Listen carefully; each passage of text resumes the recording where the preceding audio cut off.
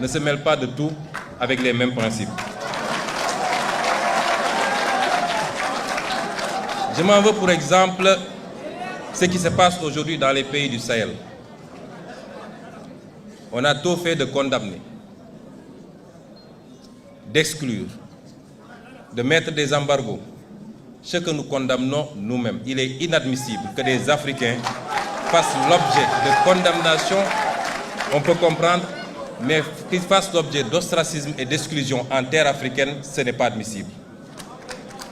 Aujourd'hui, l'Europe a ses propres problèmes avec des pays qui se disent adeptes de l'illibéralisme et qui ne respectent pas forcément les règles de l'Union européenne. Ce n'est pas pour autant que ces pays sont mis sous embargo ou que les subventions européennes sont coupées. Pourquoi faudrait-il que des problèmes politiques en Afrique soient réglés par les Africains sur commande extérieure en s'attaquant à des pays frères et à leur population surtout? Nous ne pouvons pas l'accepter.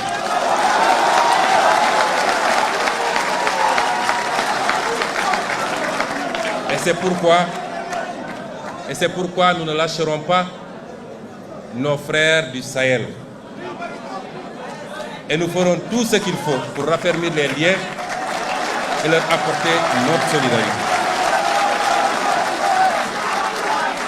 Ceux qui aujourd'hui condamnent des régimes considérés comme des régimes militaires ou dictatoriaux sont pourtant enclins à aller dans d'autres régimes qui ne sont pas démocratiques lorsque leur intérêt s'y trouve pour négocier du pétrole ou des marchés.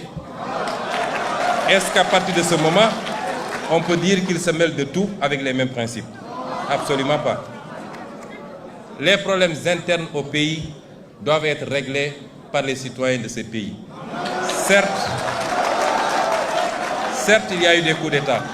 Et certes, personne n'encourage la commission de coups d'État.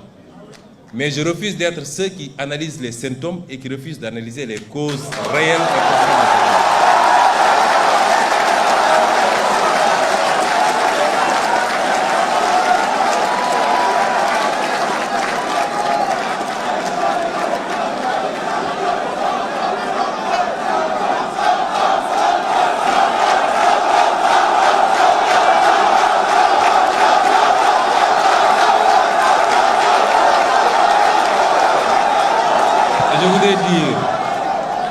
Je voudrais dire, Monsieur le Président Mélenchon, que c'est ces tergiversations, cette ambivalence dans les prises de position qui ont fini par discréditer une bonne partie de l'Occident, et en l'occurrence ici, l'Europe et la France, au regard de tous ces peuples africains qui aujourd'hui vont aux mêmes écoles, suivent de la même manière l'actualité mondiale et sont aussi éveillés que tout autre peuple du monde.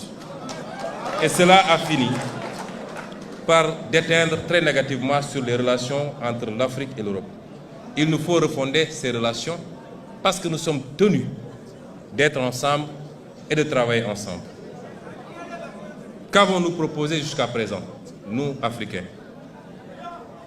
Bien sûr, j'ai toujours dit que je n'impute pas tous les maux qui nous gangrènent à des responsabilités extérieures. Les détournements de deniers publics ne sont pas de la responsabilité étrangère, c'est l'irresponsabilité et la boulimie de nos ennemis.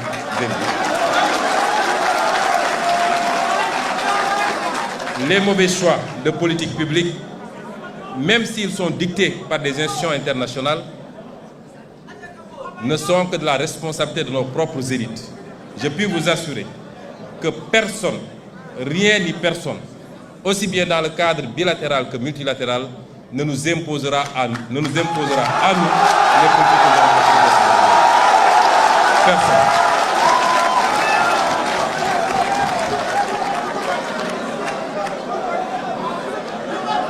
Et donc, nous allons développer ici quelques axes qui nous paraissent importants, des propositions, des offres sur ce qui doit pouvoir relancer cette coopération sur de meilleurs termes qu'elle ne l'est actuellement.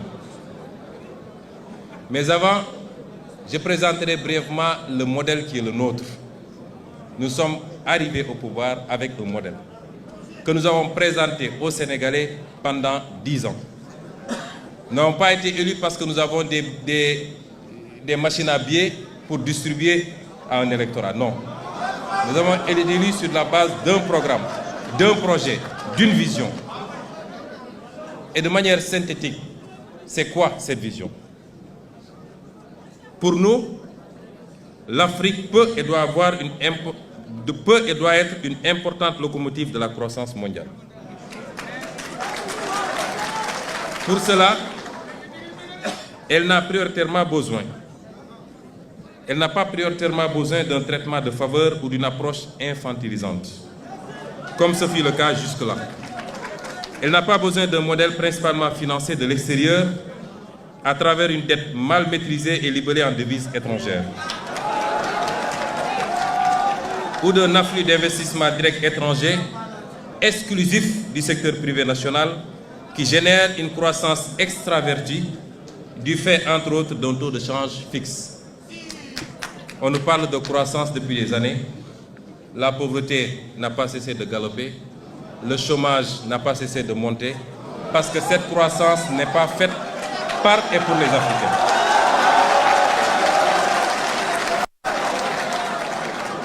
Tel est le schéma auquel est soumis le continent africain.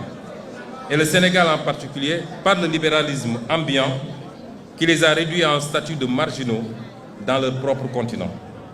Les conséquences sont sans appel. Comme je l'ai dit tout à l'heure, extrême pauvreté, chômage,